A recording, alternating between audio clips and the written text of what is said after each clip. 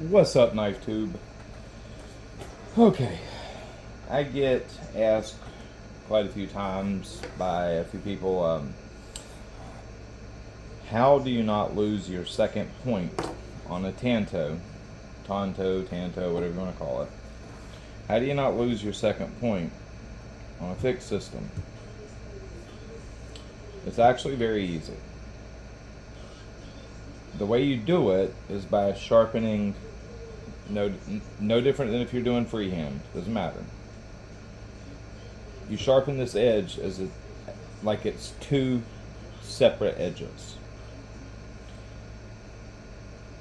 So I'm going to show you and explain how you do it. Okay, so first thing first, I'm the realist. I'm kidding. Yes, you're gonna treat this edge as these are two different edges. I went ahead and set this. It's about probably 20 degrees per side. So we've got some SY Tools 1x6 plates on here, diamond plates. Now, can you all see? Okay, so how we're going to do this, well, I'll show you. Okay, you're going to, this is HCR, by the way, from Cold Steel. So, you're not going to go over like this. That's going to round your edge off. So what you're going to do, you're going to keep light pressure this way on the rod. That way it can't tip over. What you're going to do is you're going to go to about the center of the stone. You're going to take this point to about the center of the stone. And that's going to be how you treat this side of the edge.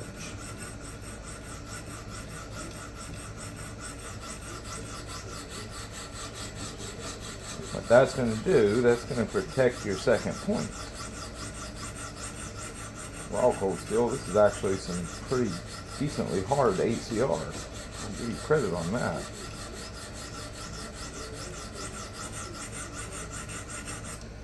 That is not soft steel.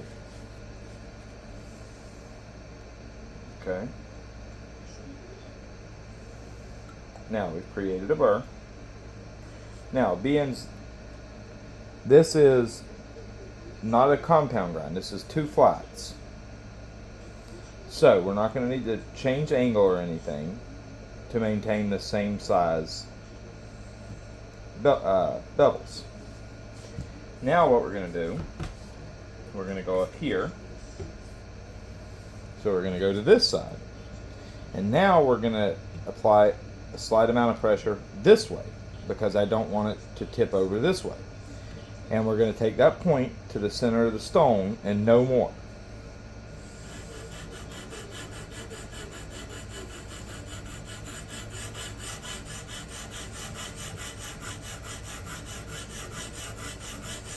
If you feel the stone start to dip over, you're rounding you're rounding off your second point.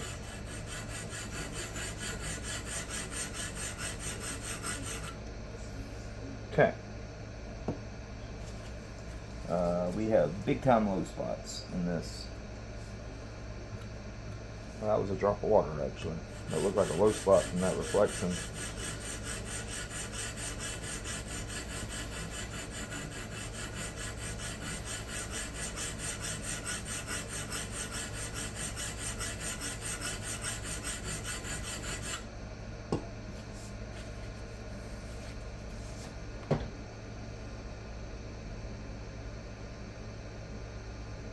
Okay.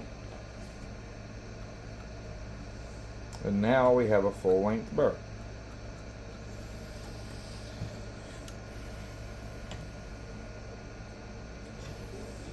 We're going to knock our burr back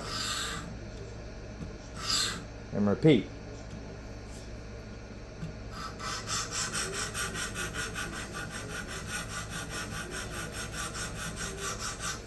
Over here, I'm applying a slight bit of pressure like this. I mean, very little. Just enough to keep the stone from doing that when I get, to the center of the stone here. That way I know I'm making contact with that point. You'll feel it. You'll feel it when you're making contact with the center of the stone. Just be cognizant of that.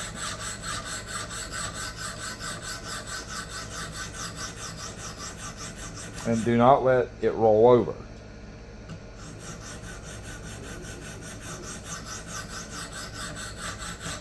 Just like you wouldn't let the stone roll over at the tip. Like you wouldn't let the stone go like this when you get to the tip. You don't want to allow it on that second point neither. So we should be apexed.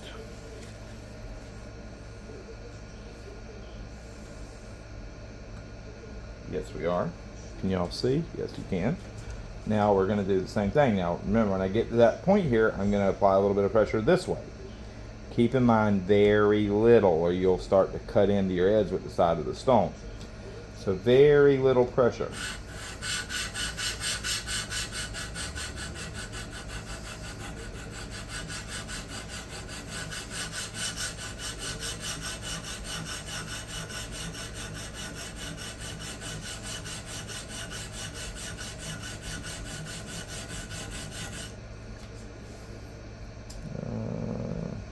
Okay. Nope, we're not apex yet.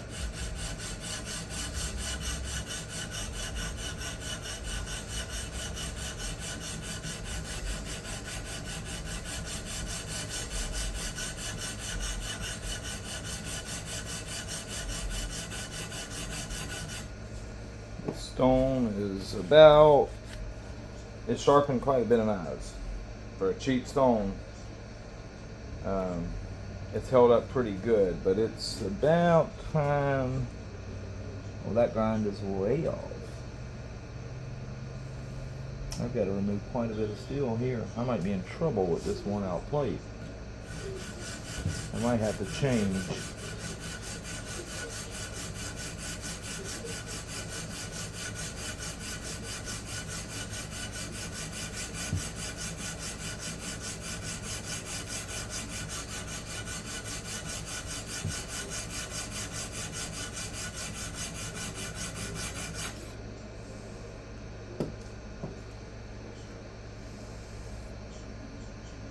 Oh yeah, they ground that way different angles.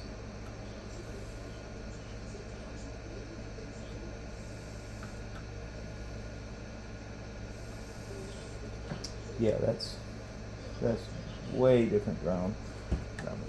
But I can get a bar form pretty quick. Hold on. I'm just not gonna, it's gonna look like a micro bevel. That's what it's gonna do.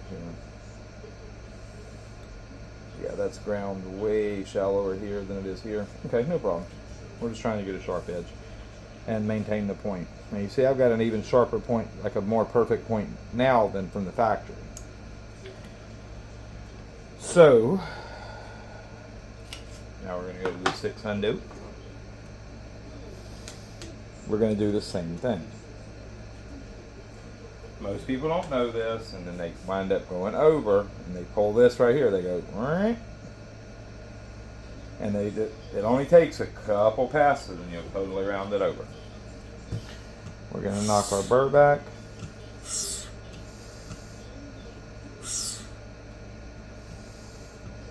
See how the stone wants to rock on that corner? Okay, when you're doing that, and you're in about the center of the stone, that's why you want to keep that pressure this way, just ever so slightly.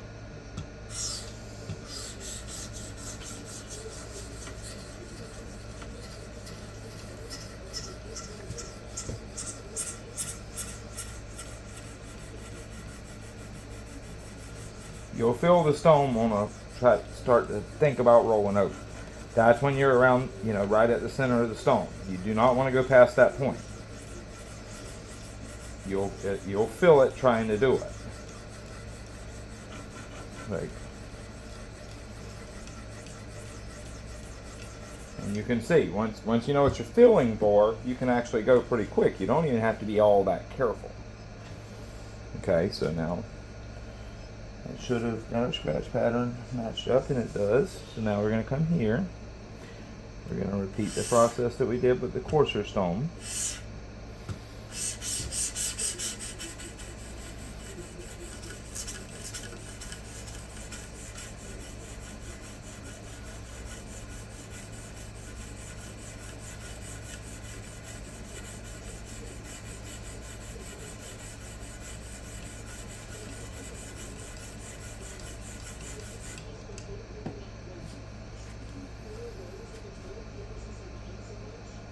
Okay.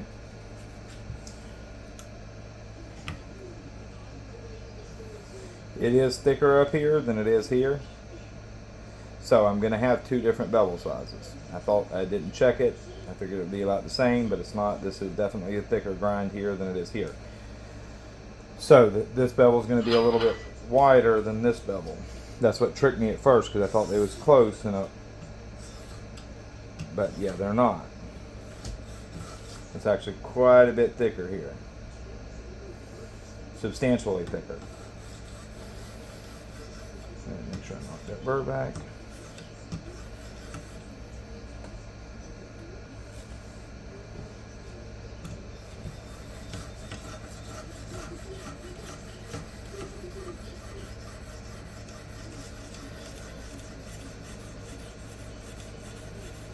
We're going to repeat the exact same thing we did with the coarse stone.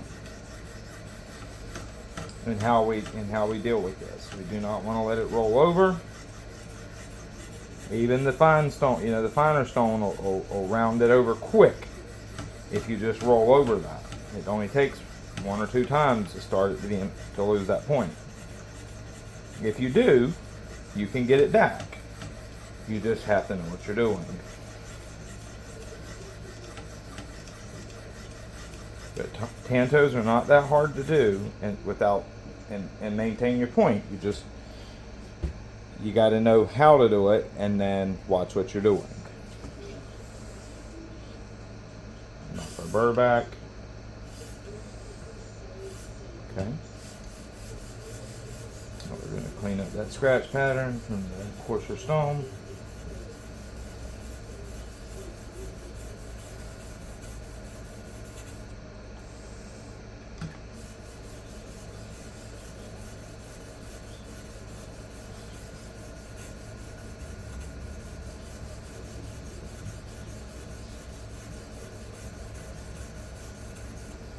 Okay. We should be in business. Now, time to deburr. It's no different than what we've done. We're going to knock our burr back, start to fatigue that burr. We're going to weaken that burr.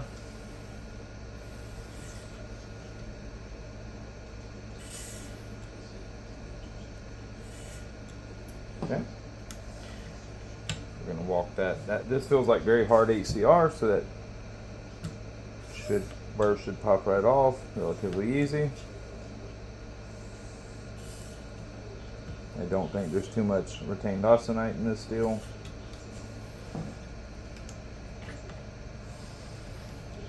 Couple passes and we should have a nice fatigue burr that'll pop right off.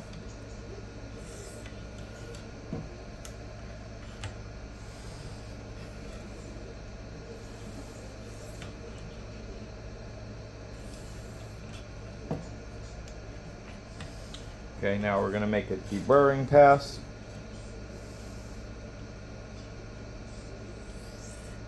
Same thing. We're not going to allow that round over. It's still treated as two pieces, two separate edges.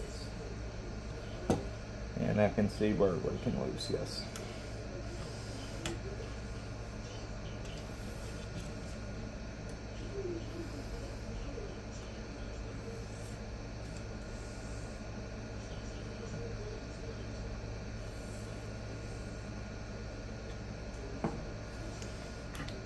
One more deburring pass per side.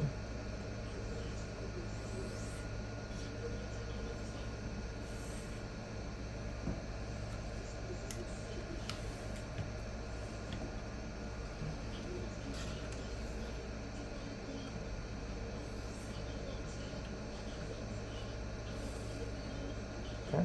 Now we should be relatively clean of burr.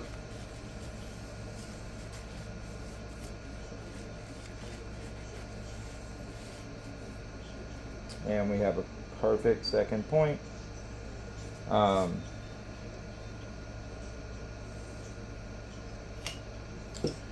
are going to 9-micron strop.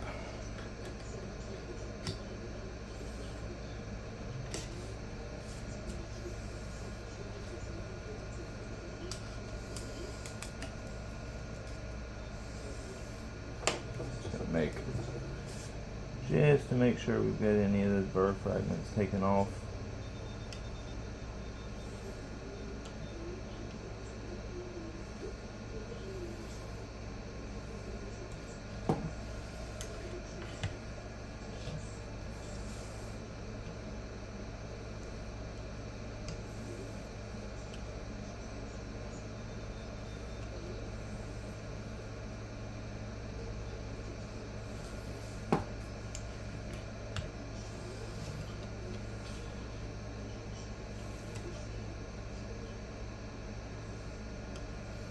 Okay.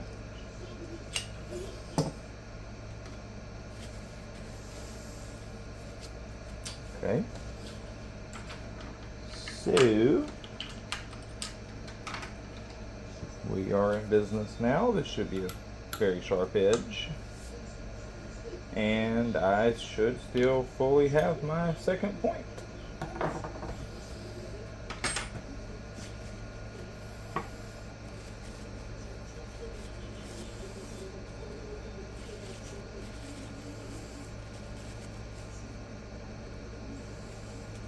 Okay.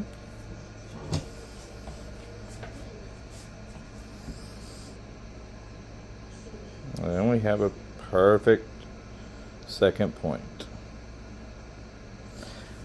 That will be very sharp.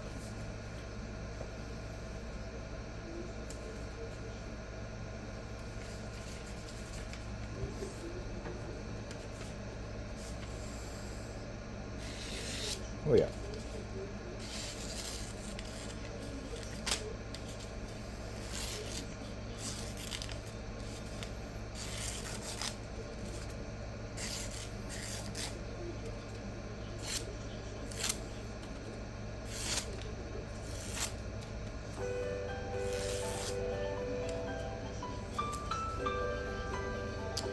Hold on one second. Alright, I'm back. Sorry about that. My daughter calling. She's staying the night with her friends, and she's got a, what would be the word? She's very, oh, I'm trying to think of it. I don't know the term. Basically, when she's away from me, especially me, but her mother too, but especially me, and she's not in her home, she's away from me, she's very, she don't know how to be away from us, and especially me. And it's because of the heart attacks, and her being the one that's been called multiple times, and her fearing, and from a relatively young age, she's scared her daddy's gonna die, and so she's when she's stays the night at a friend's house, even though she's only 400 yards away, she'll call 10-15 times in a night. I just want to talk, Dad. I just want to talk, Dad. I miss you, Daddy. I want to talk, Daddy. I want to talk, Dad. And I love it. It makes me happy because I'm glad she wants to talk to me all the time. But it just makes me kind of sad that she's been scarred because of when I called her that one, or when her mom called that one day at church and said, y'all, I'm coming to pick y'all up now, and then why? And I made the mistake because it was my first heart attack, and I literally thought I was dying. I wanted to tell my kids I love you one more time, so I made the mistake. And I don't know if it's a mistake, but I know it scarred them. I basically text them both, hey, I love y'all. I just want you to know I love you. And of course, when they got that message, and then their mother picked, hey, I'm coming to pick you up from church right now, they put two and two together, even though at the time they were, very young. And what's wrong with daddy? What's wrong with daddy? What's wrong with daddy? And then, they literally heard the EMT guy. Because I didn't know I was on speakerphone. I was talking to their mother, and I said, I don't know what's wrong with me. I think I'm having a heart attack. And the EMT guy goes, you are having a heart attack. And they were little, so they thought, if you had a heart attack, that meant you died. So to them, they literally just heard that their dad's dying. Their dad's going to be dead. And it really scarred both of them. Like, it really, really scarred both of them. And then they've lived it not once. I've had multiple major heart attacks. And I had a major heart attack, literally walking my son home from school. And, I'm laying on the living room floor in ungodly pain, and,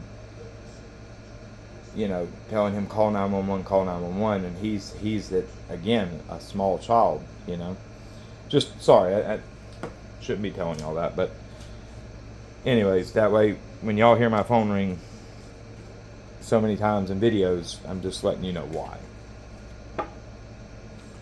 It's almost exclusively, my son don't leave my side very much. School, home, with me. Like, he wants his eye on me all the time. And he's very uncomfortable when his eyes are not on me. My daughter, same thing, except I'm like, no, you need to go spend a night with your friends. They're having a party, or sleepover. You need to go hang out. You need to go spend some time with friends. I'm okay. I'll be here in the morning, I promise, So, yes, and my wife, same thing. Like, when their eyes aren't on me, that they won't go for very long without calling me. Anyways, sorry about that. So, we have a very sharp edge. Your front section, damn, I almost cut myself. We have a very sharp front section. I'm cutting myself, literally, because I can't see. So we got a very sharp front section. We have a very sharp rear section.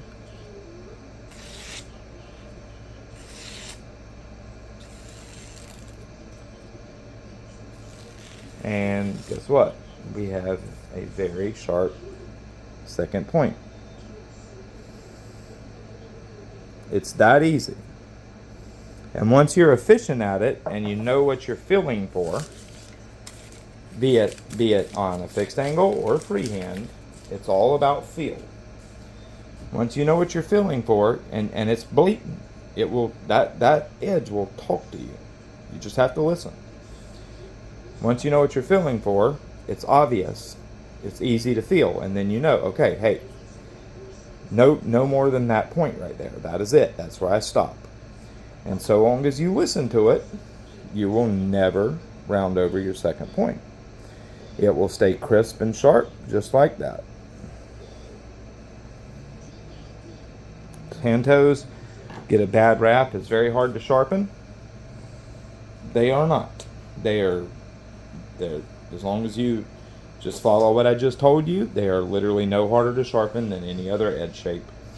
No different than recurves. Recurves catch hell as well about they're so hard to sharpen. Again, that is just not true. I mean, once you understand how to do it, once you know what you're doing, it's very easy. You just need somebody to explain to you how to do it. And once you understand what to do, very easy. Freehand, same thing. You're going to make your pass. You're gonna pretend this is the tip, and you're gonna stop. Make your passes, and you're gonna pretend this is your point. So just like you wouldn't continue to go, roll over your point, you're gonna make your pass. You're gonna raise up, catch your point, and you're gonna stop. Once you've apexed, Now you're going to come here and you're going to do this. And your passes are going to be here. And that's going to maintain your point. Very easy, very simple. It's all about feel. The edge will tell you when you're making a mistake. Your edge will tell you when you're doing right. Just like when you understand what you're feeling for freehand, your stone, and some stones more so than others, but your stone and your edge will tell you when you're on angle and when you're off angle. You just have to know what you're feeling for, and when you are told, when the knife's telling you, hey, you're on angle, you listen to it. When your knife is telling you you're off angle, you listen to it. Sharpening, be it fixed angle and especially freehand, is all about feel and sound. The feedback, the feel from the stone, and the knife's edge will tell you when you're doing right and when you're not. On some stones, it's high feedback stones, it's blatant.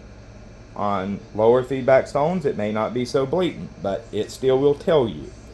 And even when the feel, say it's a stone that don't have a lot of feedback, even when the feel isn't there that much, the sound will definitely be there. You can always depend on the sound.